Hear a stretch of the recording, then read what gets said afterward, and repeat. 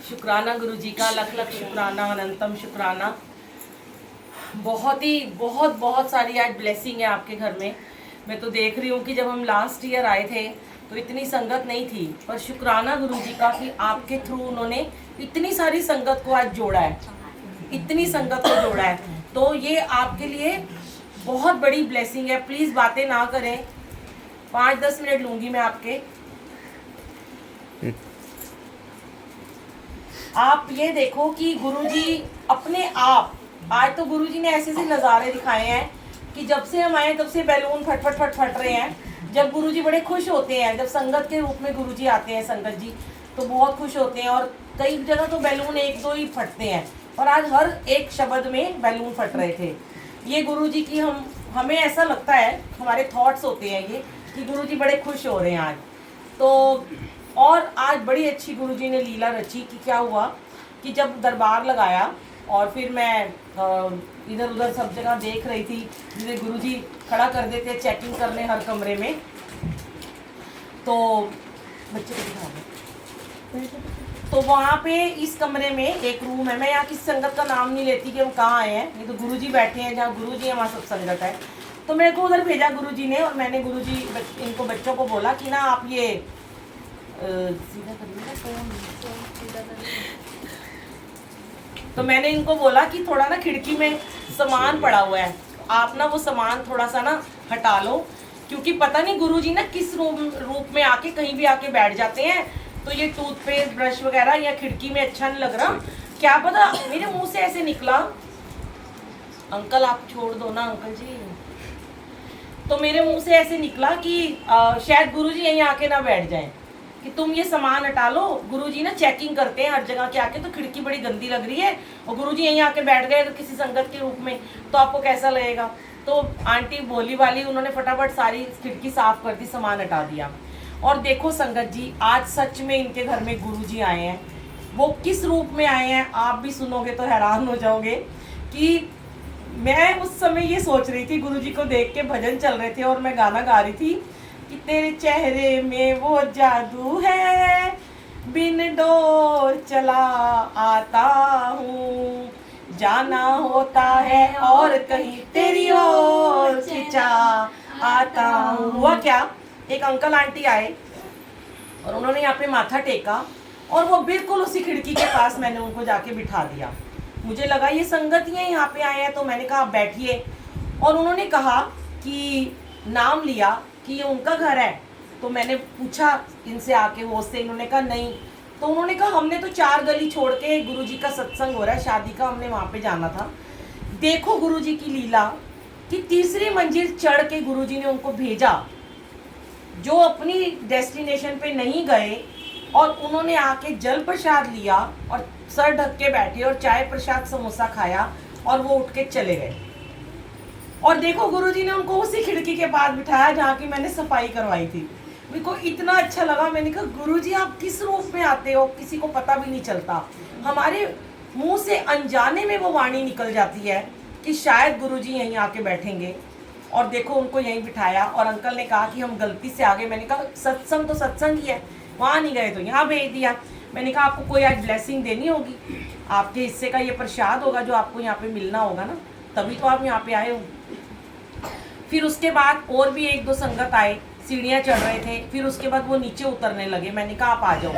तो आज आंटी आपके घर में गुरुजी वाकई में बहुत ज़्यादा हैप्पी हैं, बहुत खुश हैं वो कि मैं तुमने इतने भाव से बुलाया है, तो मैं पता नहीं किस रूप में आ जाता हूँ। शुक्राना मेरे गुरुजी का।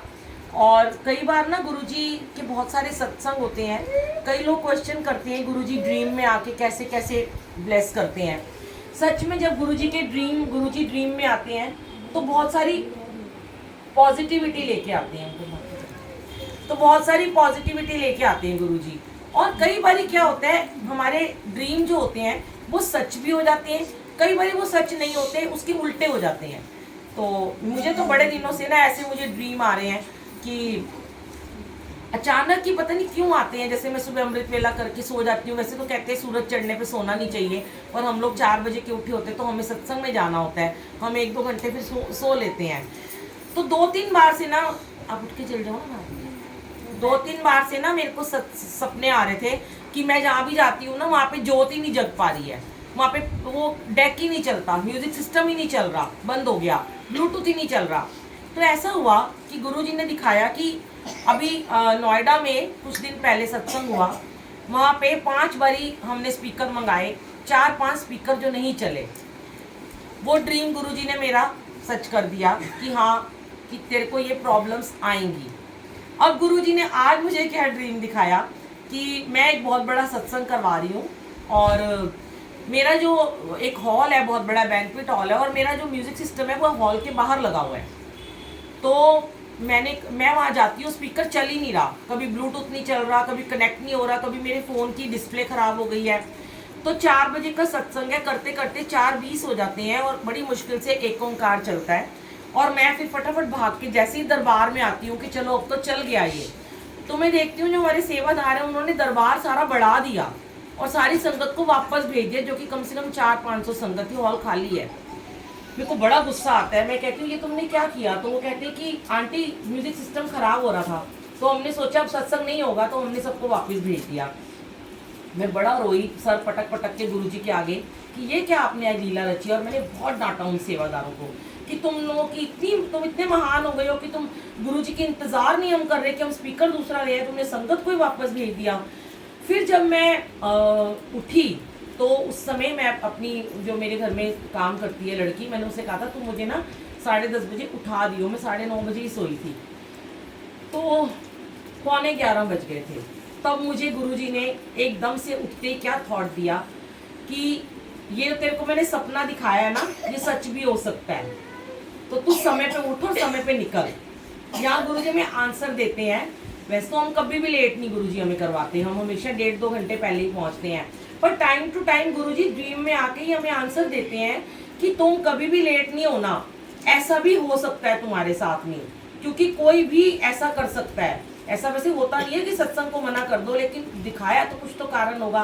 तो मैं हंस रही थी, मैंने गुरुजी मैं तो लेट होती नहीं हूँ, पर ना मुझे कई बार ना बड़ा डर लगता है गुरुजी से। मैं सोचती हूँ इतने प्यारे मेरे गुरुजी हैं, मैं डर जाती हूँ। मैं कहती हूँ गुरुजी मुझसे कभी गुस्सा मत हो जाना, मुझे कभी छोड़ के मत चले जाना ऐसे जैसे आप सपने में चले गए। तो गुरुजी बड़े प्यारे हैं, भोले भाव से सबको ब्लेस करते हैं, वो हमें छोड़ के कभी नहीं जाते हैं। संगत जी, सत्संग शेयर करने का यही मतलब है कि हमारी गलतियां होती हैं, हम नादानियां कर जाते हैं, हम अनजाने में गलतियां करते हैं, तो हम कह देते हैं भगवान ने हमें छोड़ दिया। ऐसा नहीं होता, भगवान हमें कभी नहीं छोड़ते। भगवान ने अगर हमारी बाह पकड़ ली है तो वो सदा पकड़ी रखेंगे। लेकिन अगर हमारे पूजा में, हमारी भक्ति में कोई कमी आ रही है, हमारी सेवा में कोई कमी आ रही है, हम सिमरन में कमी कर रहे हैं, हम अपना नियम नहीं कर रहे हैं, तो फिर तो भगवान को एक दिन तो हमसे जुदा होना ही पड़ेगा ना। तो अगर भगवान को पूरी तरह से पाना चाहते हो तो हर बार यही कहती हूँ समय पे आया करो। आज भी बड़ी संगत आई है, बड़ी ब्लेस संगत है, लेकिन बड़ी लेट आते हो। देखो एंड में आ रहे हो, आधा घंटा पहले, 15 मिनट पहले आ रहे हो। गुरुजी आपका वेलकम कर रहे हैं, जबकि आपको गुरुजी महाराज का वेलकम करना ज़रूरी है। गुरुजी आके बैठे हैं, क्लास लगी हुई है, स्टूडेंट लेट आ रहे हैं, क्या फ़ायदा? ये क्लास है, प्रिंसिपल बैठे, टीचर आपकी क्लास ले रहे हैं, आपको सिलेबस दे दिया, आपके टॉपिक चल रहे हैं, भजन, सिमरन, शब्द, गुरबानी, मंत्र जाप, सब कुछ चल रहा है, प्रसाद भी मिल रहा है। जैसे टी ब्रेक होता है, लंच टाइम होता है, ऐसे ही होता है ना यहाँ सत्संग में भी। अब बैठे हैं टीचर आके, स्टूडेंट लेट आ रहे हैं, तो नुकसान किसका है? सिलेबस तो आपका ही छूट गया ना। आगे से कभी भी सत्संग में जाओ, समय से पहले पहुंचा करो। अगर इस तरीके से रोज रोज सत्संग में जाओगे, क्या फायदा होगा? क्लास में सबसे पीछे ही रह जाओगे आप। हमेशा पीछे रह जाते हैं वो बच्चे जो क्लास पूरी अटेंड नहीं करते, जो स्कूल में छुट्टियां मारते हैं, जो लेट आते हैं, वो लेट कमर्स में आ जाते हैं। तो अगर आप चाहते हो कि आपको गुरुजी की पूरी ब्लेसिंग मिले, तो बिल्कुल समय से पहले आया करो। सत्संग शुरू होने से 5 मिनट पहले आओ। कितना अच्छा लगता है गुरुजी को। जैसे आज इतनी संगत बैठी है, हर कमरा भरा हुआ है, यही सारे के सारे लाइन में खड़े होकर जब गुरुजी का वेलकम बैंड में स्वागत करेंगे तो गुरुजी इतने निहाल हो जाएंगे और वो तो आपको ब्लेस करेंगे ही, अभी भी करेंगे। मैं ये नहीं कहती वो आपको नहीं करेंगे, पर हाँ, जैसे कहते हैं ना नंबर कटते हैं क्लास में, सिलेबस पूरा ना हो, काम पूरा ना हो, क्लास वर्क होमवर्क ना हो, तो नंबर कटते हैं ना बच्चे के, रेड टिक मार्क लगा दिया जाता है। ऐसे ही हमारे नंबर कटते रहते हैं। चाहते हो 100/100 नंबर लेना, क्लास में फर्स्ट आना, चाहते हो कि क्लास में हर ओबीडियंट बच्चे बनो, तो आपको हमेशा समय पे आना चाहिए। जय गुरु जी, जय शुक्राना। जय गुरु जी, शुक्राना गुरु जी।